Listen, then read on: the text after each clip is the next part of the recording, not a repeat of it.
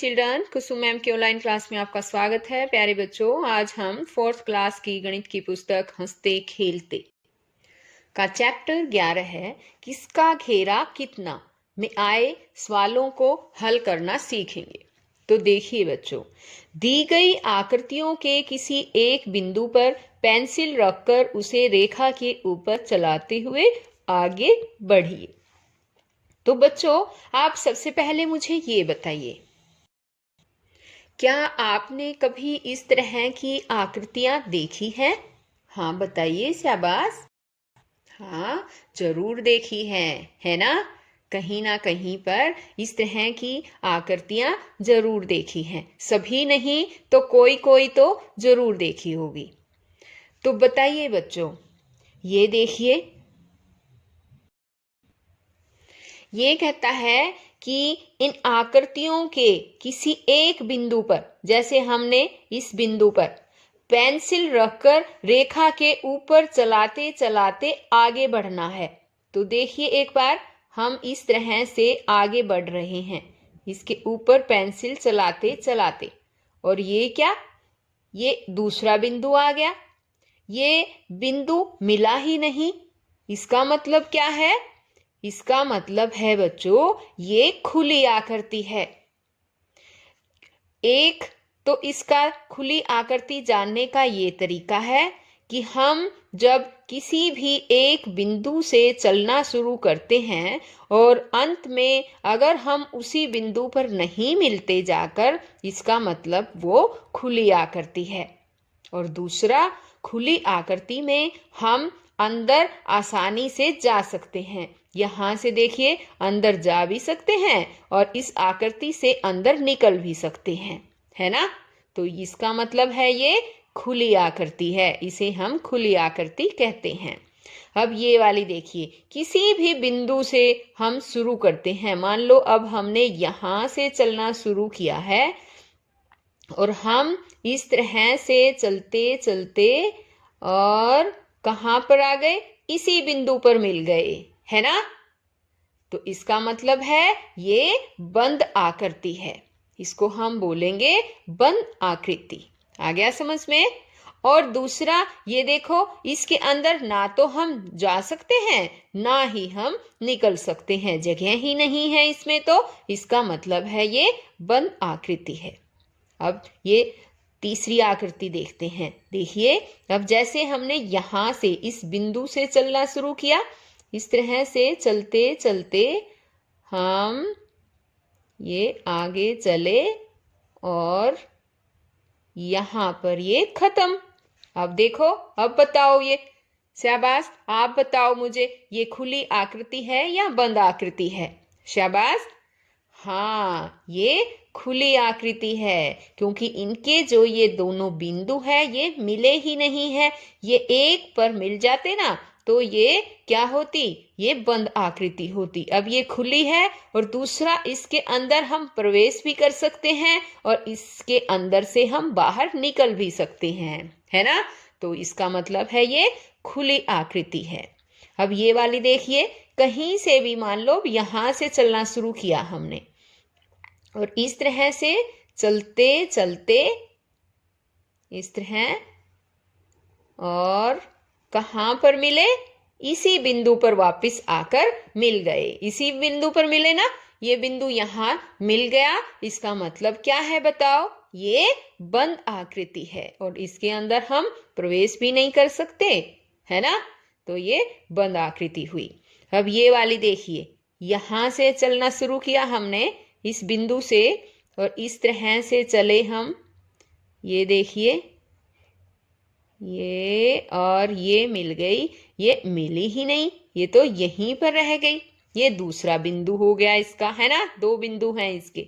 अगर एक ही बिंदु पर वो मिल जाती है तो वो बंद आकृति होती है। और ये बताओ कौन सी आकृति है?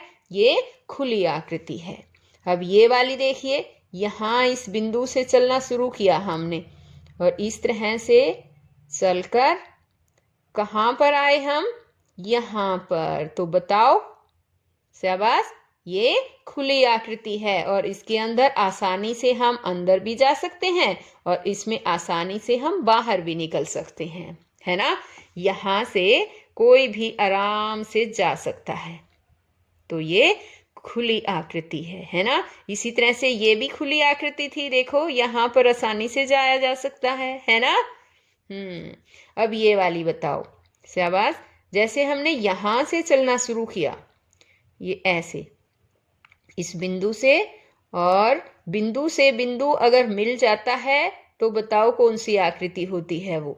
हाँ शाबाश, वो बंद आकृति होती है। लेकिन ये देखो, इस बिंदु से ये बिंदु यहाँ पर भी नहीं मिला, यानी ये भी खुली आकृति है।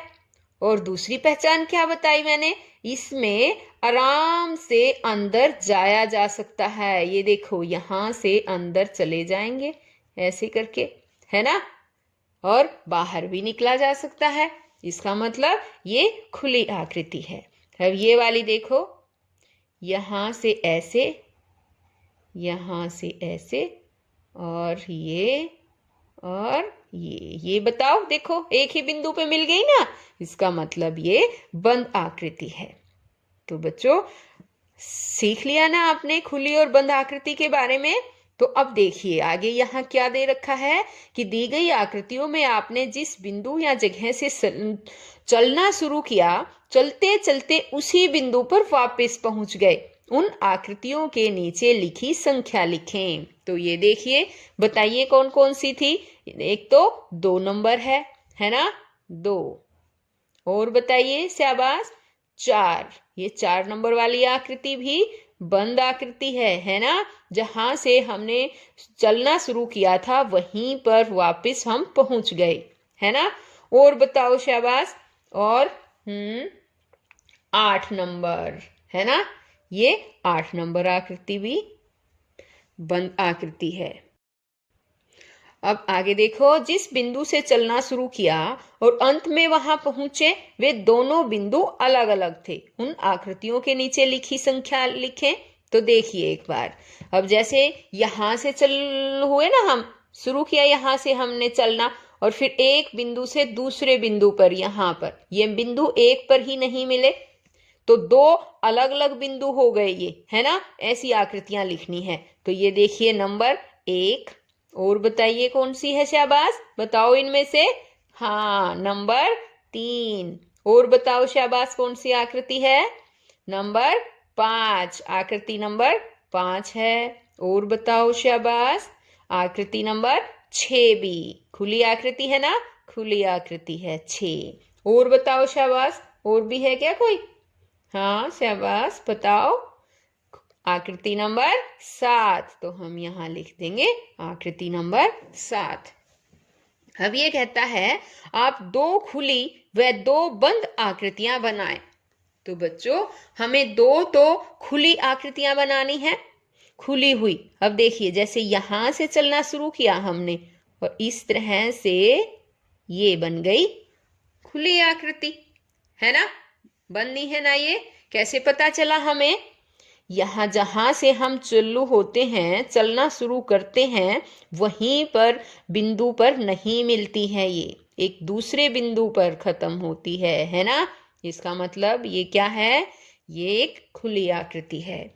और इसी तरह से हम कोई दूसरी आकृति भी बना सकते हैं। ये बन गई दूसरी आकृति, खुली आकृति बन गई। तो इसको तो हम कहेंगे खुली आकृति। और अब हमें बनानी है बंद आकृति।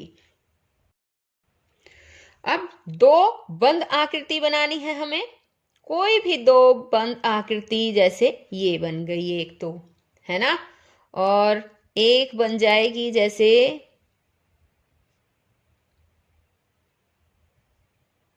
और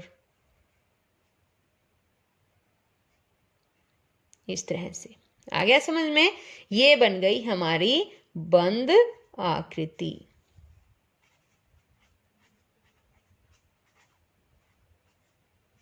ये बन जाएगी बंद आकृति। अब यहां देखो, पेज नंबर है 143। ये कहता है, क्या मिकी चूहा केक और बनी खरगोश गाजर खा सकेगा? तो देखो बच्चों, बताओ खा सकेंगे क्या? इस मिकी चूहे को केक तक पहुंचाना है हमें, तो बताओ किस तरह से पहुंचाओगे? शाबाश। देखो, अगर ये चूहा यहां से जाए ऐसे करके, तो ये तो बंद है, आगे से यहां से भी बंद, यहां से भी बंद। तो बच्चों बताओ कैसे पहुंचाएं इसको? हाँ, मिकी चूहे को भूख लगी है और उसको तो केक खाना है, बताओ कैसे पहुंचाएंगे? शाबाश। हाँ, हम यहां से ऐसे और इस तरह से ऐसे, है ना? और बताओ शाबाश। अब इस साइड जाएगा तो बंद है ना? तो हम इस साइड से, और ये पहुंच गया केक तक, है ना, आसानी से। अब ये बताओ, अब ये है बनी खरगोश, अब इसको भी हमें गाजर तक पहुंचाना है, तो चलो पहुंचाओ। कैसे पहुंचेगा बताओ? शाबाश। ये जाएगा यहां से और इस तरह से चलेगा ये, और जाकर यहां से मुड़कर ये पहुंच गया गाजर तक। आ गया ना समझ में? इस तरह से गाजर तक पहुंच जाएगा। आगे है खेत की बाड़। तो यहां पर देखो बच्चों, ये है राजू और ये है उसके पिताजी। उसके पिताजी बोलते हैं, राजू जल्दी जल्दी चलो, देखो खेत में आवारा पशु घुसे हैं। ये देखो, इनके खेत में आवारा पशु घुस गए हैं ना। अब ये राजू कहता है, पिताजी खेत के चारों ओर कंटीली तार लगवा दो। फिर इसके पिताजी बोलते हैं कि ऐसा करो, इस खेत के चारों ओर चक्कर लगा कर आओ, और बताओ एक चक्कर कितने कदमों का होगा? अब राजू क्या करता है? देखिए, राजू कहता है, मैं चक्कर लगाकर आ गया हूं। यानी कि राजू खेत के चारों ओर चक्कर लगाता है और 425 कदम में एक चक्कर पूरा हो जाता है। फिर इसके पिताजी कहते हैं, यानी बाड़ के एक घेरे के लिए 425 कदम लंबी तार चाहिए। खेत के चारों ओर 3 घेरे लगवा लेते हैं। अब यहां पर देखिए, ये बंदर बोलता है, राजू भाई कदमों से क्यों माप रहे हो? क्या दुकानदार कदमों से माप कर देगा? अब इस पर खरगोश कहता है, इसे बड़े फीते से माप लो, क्योंकि दुकानदार तार फीते से ही माप कर देगा। तो बताइए बच्चों, क्या हम कदमों से माप कर तार को ला सकते हैं? नहीं, हमें फीते से मापना है ना, मापना पड़ेगा। तार को हमें इस तरह से फीते से मापना पड़ेगा। अब यहाँ देखिए, चर्चा करें। क्या आप खेत के चारों ओर कंटीली तार की बाड़ लग जाने पर खेत में जा सकोगे? तो बच्चों नहीं, अगर कंटीली तार लग जाती है तो फिर हम उनकी बाड़ लगने के बाद खेत के अंदर नहीं जा सकते। यह है कि आप भी अपने दोस्तों के साथ स्कूल के चारों ओर चक्कर लगाकर देखो कि आपका और दोस्तों का एक चक्कर कितने कदमों में पूरा हुआ। तो बच्चों, ये काम आपको खुद ही करना है। आपको अपने स्कूल के चारों ओर चक्कर लगाकर आपको देखना है कि आपके कितने कदम में एक चक्कर पूरा हुआ और आपके दोस्तों के कितने कदम में। अब आगे ये कहता है कि रजनी ने 1 सेंटीमीटर भुजा वाले 8 वर्गाकार टुकड़ों से निम्न आकृतियां बनाई है। आप इन आकृतियों का परिमाप निकालने में उसकी मदद करें। तो बच्चों, आपको पता है परिमाप क्या होता है? तो देखिए, सबसे पहले तो हम परिमाप के बारे में सीखेंगे। परिमाप होता है बच्चों घेरा। परिमाप को घेरा बोलते हैं। कोई भी आकृति हो, किसी भी आकृति का, मान लो ये वाली आकृति है जैसे आयताकार, आयत है ना ये, तो पर इसका जो घेरा है, ये घेरा बाहर की चारों ओर की बाउंड्री, इसी को हम परिमाप बोलते हैं। जैसे कि मान लो ये है 3 मीटर और ये है 5 मीटर, तो हमें इसका परिमाप निकालना है। तो हम कैसे निकालेंगे? आयत में दोनों आमने सामने की भुजा एक बराबर होती है, इसलिए ये 3 मीटर तो ये भी 3 मीटर, ये 5 मीटर तो इसके सामने वाली ये भी 5 मीटर। अब हम परिमाप निकालना तो कैसे निकालेंगे? इसको घेरे को हम जो है जोड़ेंगे, जैसे कि 5 मीटर जमा 3 मीटर जमा ये 5 मीटर और जमा ये 3 मीटर। इस तरह से हम जोड़ करके और हमें घेरा यानी कि परिमाप का पता चल जाएगा। तो देखो 5 और 3 8, 8 और 5 13 है, 13 है और 3 16 है। तो कितना हो गया? ये 16 मीटर, यानी कि इसका परिमाप आया 16 मीटर। या फिर हम परिमाप का एक और तरीका भी है परिमाप निकालने का। परिमाप निकालने का तरीका है 2, ये देखिए 2 ये लंबाई है इसकी और ये चौड़ाई है ना। तो इसका है 2 लंबाई जमा 2 चौड़ाई, है ना। ऐसे ही है 2 लंबाई, ये 2 लंबाई 2 चौड़ाई, ऐसे ही है ना। तो हम ये 2 जो है 2 को हम बाहर निकाल लेते हैं और यहां हमारे पास क्या बच जाएगा? लंबाई, और इस 2 को बाहर निकाल लिया, जमा क्या बच गया? चौड़ाई।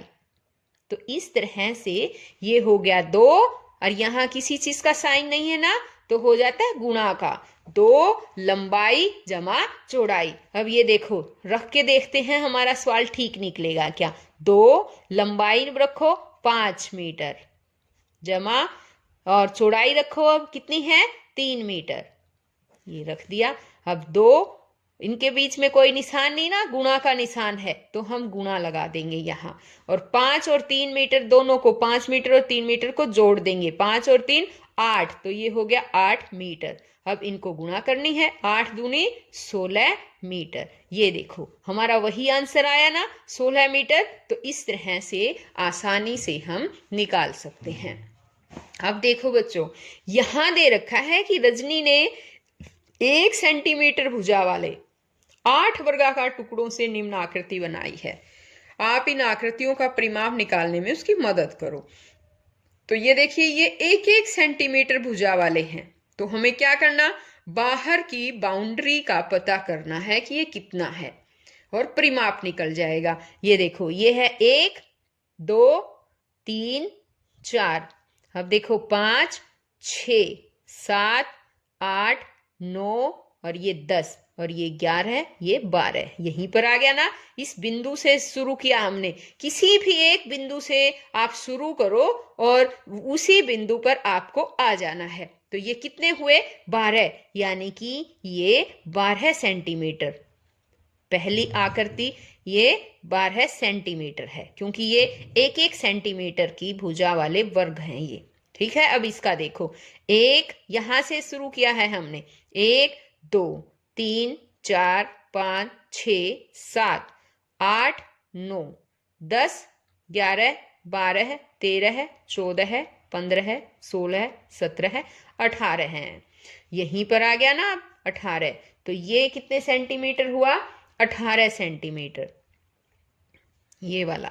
अब तीसरा देखो एक बार, यहां से ही शुरू किया है हमने, यही साइड से, 1 2 3 4 5 6 7 8 9 10 11 12 13 14 है। ये कितने हो गए? 14 सेंटीमीटर।